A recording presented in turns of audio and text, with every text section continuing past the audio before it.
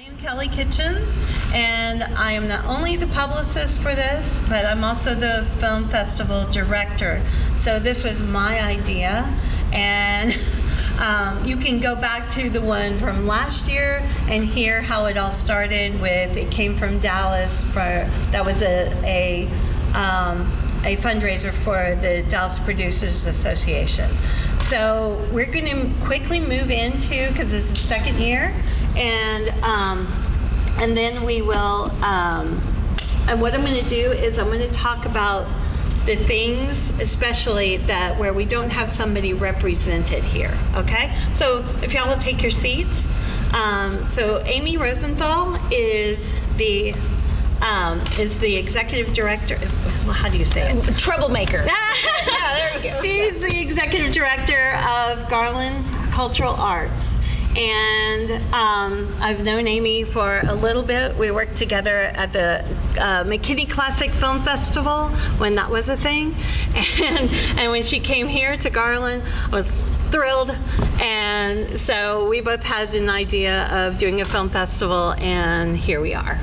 So Amy, if you will just kind of give a little overview of what your goals are with not only with this, just with Garland Arts in particular, and then we'll move into the festival. Sounds great. Well, on behalf of the City of Garland, welcome. We are so excited to celebrate the second annual, it came from Texas Film Festival. As Kelly mentioned, this is just a gem of an idea trying to really celebrate films made in Texas. So last year, if you may remember, our theme was kind of horror, little sci-fi. It was a little scary sometimes. But this year, we're very excited to actually connect with something that is very authentically Garland. Mm-hmm. Garland is the hat capital of Texas, okay? Did you know that? Did you know that? There is probably a very, very good chance that the Stetson that James Dean wears in Giant was made in Garland, Texas, okay? Which is very cool. So we have 3 hat manufacturers here in Garland. We have Hatco Resistol, which makes Stetsons and Resistols. We have Master Hatters, and then we also have Milano Hat Company. So another film connection, they made the hat for Indiana Jones. Milano did. So, but Garland has always had a love affair with the movies, and it's amazing to have Gordon and his encyclopedia PhD wealth of knowledge of film history, and Kelly as well too. But Garland had 3 cinemas, 3 movie theaters in its downtown, just like a block away, okay? And Garland was one of the first to have a huge drive-in movie theaters in the 50s. I think it was called the Spectrorama Screens at the Apollo Drive-In. So Garland really has a cool history with film. And we also, to this day, have a business association that has monthly free screenings. Our heritage, our landmark museum shows movies periodically. So we really do love to get people together to see movies with a live audience, not in your living room, but together, so you can all be together. Yes. So very excited about this project because for this film festival, we already have people traveling in from out of state. We do. Okay, which is terrific. So those folks will be staying in Garland, helping contribute to our economy. And of course, during this really robust weekend, they'll go eat and drink in some of our restaurants in the downtown area. And last year, we were designated a cultural district. So we are the Garland's Bankhead Cultural Arts District, and lots of good history there too. So on behalf of the city, just really thrilled to have y'all here and to welcome filmmakers and enjoy great movies all weekend long. Thank you. Thank you. And the festival itself is September the 13th, 14th, and 15th. And so we will. I'm gonna let. We're gonna talk about what's happening on Friday when Dawn comes up. I just wanted to say real quick, kind of an overview, that we got a lot we got surveys back from our festival last year, and besides thriller, because of course, you know, all the people who love horror films, thrillers would have been the next the thing that they picked. But the next one was Westerns. And so we were thinking very heavily about Westerns, but, you know, we were like, well, let's do, and we went with Giant. Giant was our first film that we said, let's center this on Giant.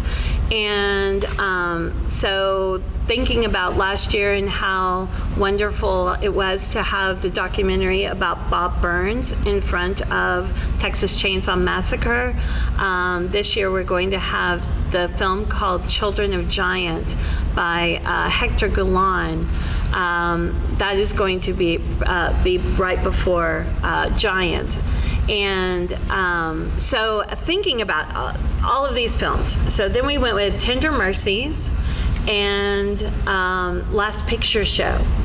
And while those are Western adjacent, I mean, if you look at the posters, they all have cowboy hats in the posters, right? But I was thinking, well, this needs to be the Independent Texas Spirit Festival. And so this way we could also blossom out and make it even wider, thinking about the independent Texas spirit. But we also have some Westerns that are here as well.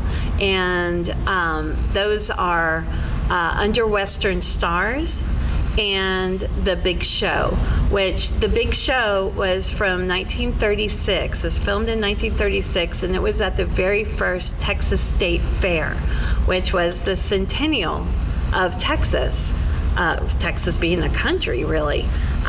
So that was pretty important to us that we have that, which is why we also then asked for the Mondells to bring their A Fair to Remember documentary with that film, because that's the history of the Texas State Fair. And yes, we need to know that, because guess what?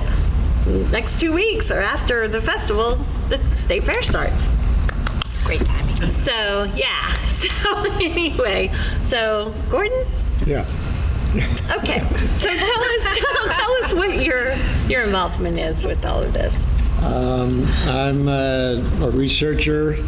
I'm putting together some cool little video interstitials that are going to play in the lobby before, during, between the films, kind of like this right here. I find cool stuff like this, which comes off the giant Blu-ray, which Gig Young is hosting this making up thing shot in Marfa while the film was still in production. Wow. And this was telecast on the anthology show that he hosted for Warner Brothers just a few weeks later. So this is very, up to date. And I love finding out stuff like that. He also, in I think the next week's episode, he interviewed James Dean on the set. We'll get that in there somewhere. Yeah. James Dean, Gig Young asked James Dean to talk about safe driving, which he does while he's in the jet ring character during a break in the shooting, and James Dean died a month later. So sad. So I'll be hosting and doing introductions for several of the movies, working with the documentary filmmakers, the other producers, et cetera, who are going to be there, and helping find the best copies of the stuff we're going to show, because sometimes you get into the older stuff, that's not easy. Right. But I believe we have found the best possible copies of everything that we're showing. And also I want to make a point that at least 2 of the 3 big films we're showing are about the collision of the Old West and the New West. That's true. Giant is, and The Last Picture Show is. Yeah, that's true. That's true. And maybe, I haven't seen Tender Mercies actually in quite a while, but maybe there's something in there about that too. Even the Gene Autry Western is sort of about Yeah, that. it sort of Since is. it's about movie making of a Western. Right, It's a movie within a movie thing. right. So we had a lot of fun with this last year with the hard sci-fi stuff made around here. And I like hosting. I write scripts for the Turner Classic Movies channel for the host Ben Mankiewicz on Turner Classic Movies. Been doing that for about 3 years now. So I've got 6 new ones due by Monday. So a week from today. So I'm going to be quite busy. It's all good. Yeah, it's all good. So anybody got any thoughts, any questions? Yes, Rob? So last year horror sci-fi, this year Western. Is the plan going forward to change that theme every year, or is the festival just kind of finding its way? There's so many different kinds of films, different genres of films made in Texas. And we go all the way back to, I believe it's 1908, 1909, maybe 1911, with when Gaston Méliès came to San Antonio and did films in San Antonio, and he did some westerns back then. So we go all the way back to the silent era, and then and one of the very first Oscar winner film, Wings, was made in San Antonio area as well.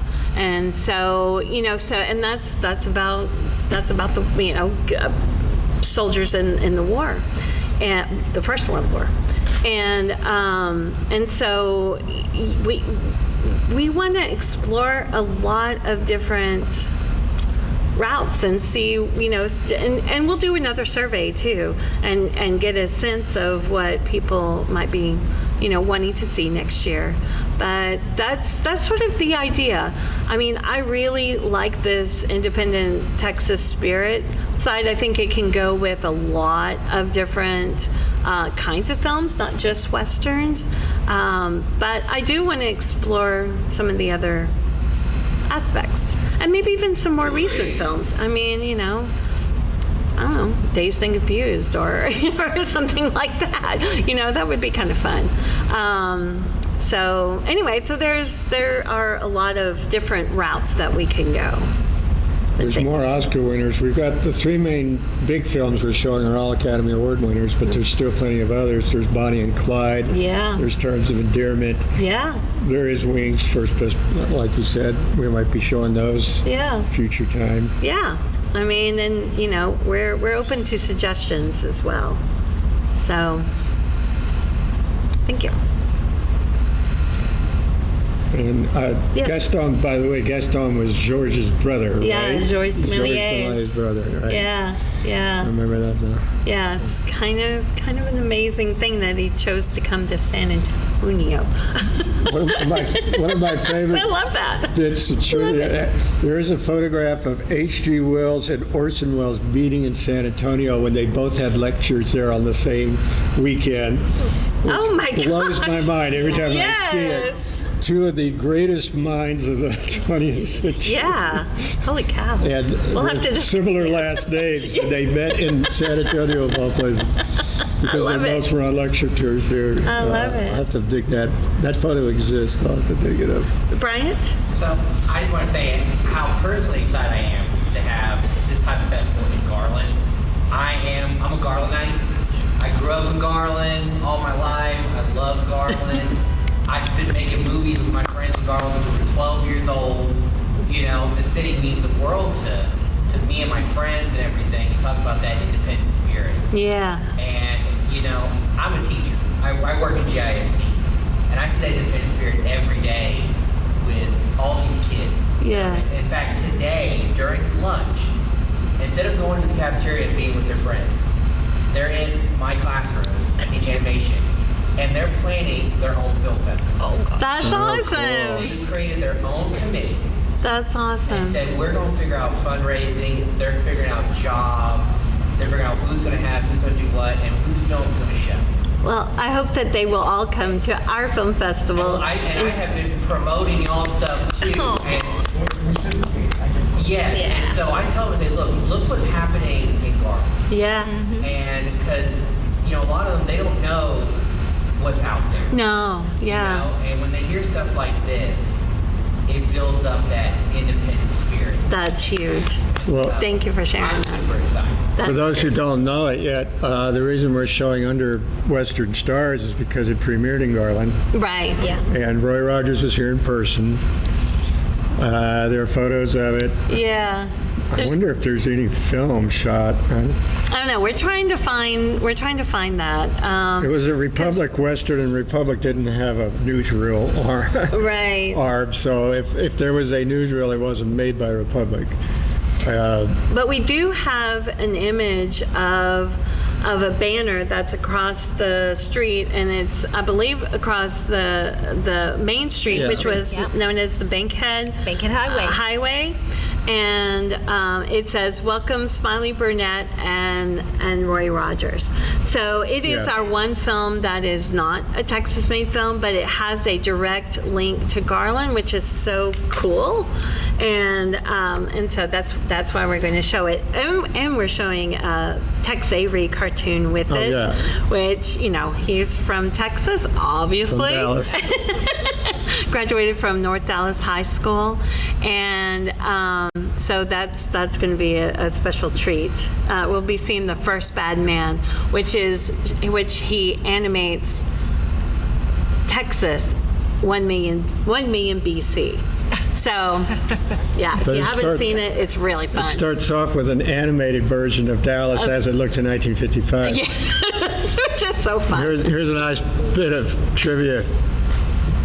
That cartoon was released on September the 30th, 1955. What else happened on that day?